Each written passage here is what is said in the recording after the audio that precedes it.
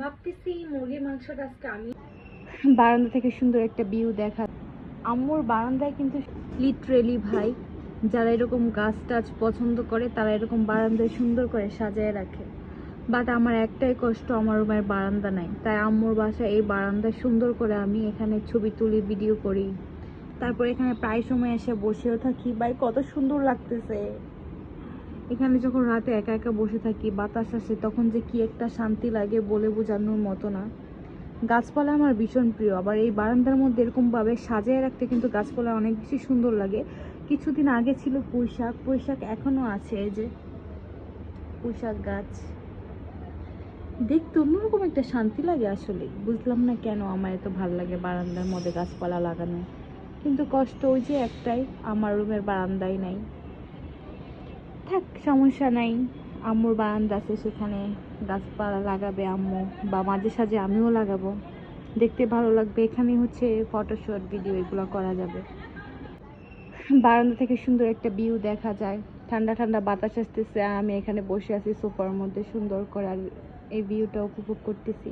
বের তো হইতে পারতেছি না, তাই হচ্ছে সুন্দর করে ঘরেই হচ্ছে বাহিরের ফিল নিচ্ছি, কি আর করব ভাই। আজকে আম্মুর বাসায় আসলাম, আম্মু কিছু রান্না করতেছে, তো সেটা নিয়ে আজকে থাকবে। আজকে আম্মু আমার জন্য কি কি রান্না করে, যা রান্না করতেছে সবই আমার ভালো লাগে। প্রথমে কি রান্না করতেছি সেটা আমি দেখাই। আমি ভাবি হচ্ছে প্রত্যেকটা দিনই ব্লগ করব, বাট দেখা যায় যে প্রত্যেক সময় কিছু কিছু ক্লিপ নিয়ে রাখি, বাট ফুললি কোনো হচ্ছে ক্লিপ নিয়ে রাখি না, দেখে হলো ব্লগগুলো আপলোড দেওয়া হয় না। তারপর কি যে ক্লিপগুলো নিই সেগুলো আবার ডিলিট করে দিই, কারণ ফুল ব্লগ করার জন্য যে কিছু ক্লিপ লাগে সেগুলো আমি ফুলফিলভাবে নিতে পারি না, এই জন্য হচ্ছে ব্লগও তোমাদের সাথে শেয়ার করা হয় না। তো আজকে দেখা যাক কতটুকু পারি বা কতটুকু করা যায়। প্রথমে রান্না করবে হচ্ছে আমাদের ছাদের গাছের সজনে পাতা, সুন্দর করে ধুয়ে কেটে বেছে রেখে দিছে সুন্দর করে, এখন জাস্ট হলো রান্না করবে। রান্না করার জন্য যা যা লাগবে তা সুন্দর করে কেটে রাখছে, এই যে পেঁয়াজ রসুন, পেঁয়াজ রসুন বেশি করে দিলে শাকের মধ্যে ভালো লাগে। তারপর হলো আজকে আম্মু চিকেন রান্না করবে, তো চিকেনগুলো সুন্দর করে কেটে ধুয়ে এখানে রেখে দিছে, একটু পর জাস্ট রান্না করবে। আর একদিকে ভাতও বসিয়ে দিছি যাতে ভাতটাও তাড়াতাড়ি হয়ে যায়, তারপর হলো শাক, তারপর একবার মানে চিকেন বসাই দিবে। এই তারপর কিভাবে কিভাবে কি হয় সবকিছু নিয়ে থাকবে আজকে ব্লগ, তো দেখতে থাকো সবাই। আর কিছু অ্যাক্টিভিটিসও হবে, তো সেটা তোমরা দেখতে পারবে। ভাবতেছি মুরগির মাংসটা আজকে আমি রান্না করব, যেহেতু আমি মানে রান্না করছি আগে মুরগির মাংস, তবে ভাবলাম আজকে প্রথমবার আম্মুর বাসায় আমি মুরগির মাংস রান্না করি। আম্মু দিবে কিনা আমি জানি না, তবে আমি ট্রাই করবো আমার মতো সুন্দর করে হচ্ছে মুরগির মাংসটা রান্না করা। আমার হচ্ছে ঝোল ঝোল খাইতে মন চাইছে, এই জন্য আম্মু মুরগি এনে দিছে, এখন ঝোল ঝোল করে রান্না করবে। অ্যাকচুয়ালি আমি করব, দেখি আজকে কেমন হয় আমারটা, এবং আম্মুর কাছ থেকে রিভিউ নেবো আসলে কেমন হয়, পরবর্তীতে রান্না করা যাবে কিনা আদৌ বা খাইতে পারবে কিনা। তো দেখি আজকে কেমন হয়, সাথে থাকো দেখতে হলে অবশ্যই। আম্মু প্রথমে কি রান্না করতেছো আজকে?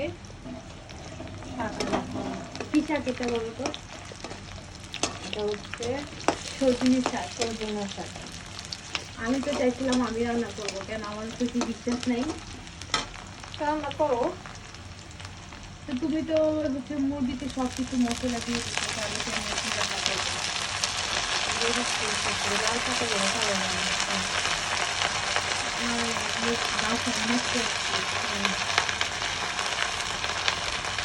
অনেকগুলো হলুদ হলুদ পাতা আছে।